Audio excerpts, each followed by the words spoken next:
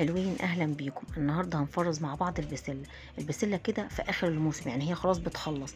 لكن لو هي لسه في الاول ولسه بشاير هقولك على طريقه تاني في اخر الفيديو تعمليها.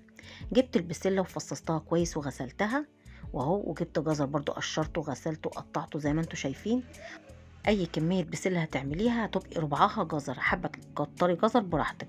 ميه بتغلي على النار بحط فيها معلقه سكر كبيره وربع معلقه ملح، كل دي مواد حافظه، وعلى طرف المعلقه كربوناتو. مفيش كربوناتو حطي بيكنج باودر.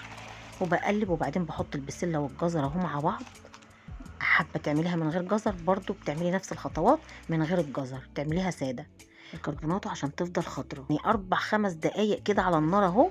وبرفعها من على النار، ما بسيبهاش كتير. وبجيب ميه ساقعه بحط فيها مكعبات تلج من اللي هي في التلاجة اللي بنحطها دي. بحط كام مكعب كده وباخدها من الميه المغليه، بديها صدمه في الميه الساقعه على طول اهو. وببردها خالص في الميه دي بالتلج. وباخدها برضو بحط في المصفى، بصفيها في المصفى. اول ما تبرد خالص بحطها في المصفى. بسيبها شويه بقى في المصفى. وبجيب فوطه عشان خاطر لو فيها بواقي ميه الفوطه تشربها. بحطها شويه كده على الفوطه عشان خاطر تشرب اي بواقي ميه. مش هنشفها خالص يعني، بس هي ايه، ما تبقاش فيها ميه كتير، بس تشرب بس الميه اللي فيها. وبعدين بجيب بقى الاكياس المطبخ اللي بفرز فيها.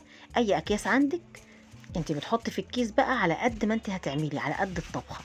يعني هتطلعيها مجمده على الطبيخ على طول، ما ينفعش تسيبيها تفك. على قد الطبخه اللي بتعمليها، وتحطيها في الاكل على طول وهي مجمده، تفك في الطبيخ. طب لو هي لسه بشاير بقى، الطريقه التانية اللي بقول لكم عليها. لو هي لسه بشاير ولسه في اول الموسم ولسه خضره و... وطريه ومسكره، ولقيتيها رخيصه وعايزه تفرزيها، دي بتجيبيها وتفصصيها وتغسليها.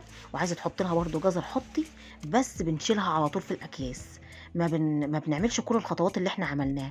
ليه؟ لان هي لسه في ايه، في اول الموسم، يعني لسه طريه لسه خضره لسه مسكره. لكن لو كانت في اخر الموسم وبتخلص زي كده، لازم نعمل الخطوات اللي احنا عملناها. ليه؟ لانها بتكون نشفت خالص، وما بتكونش فيها ميه. فلو شلناها على طول وجمدتيها وجيت تسويها مش هتستوي معاكي، هتاخد بالساعات على النار ومش هتستوي كويس. وكده انا قلت لكم على الطريقتين، عملت معاكم اللي هي في اخر الموسم وقلت لكم على اللي هي في الاول الموسم.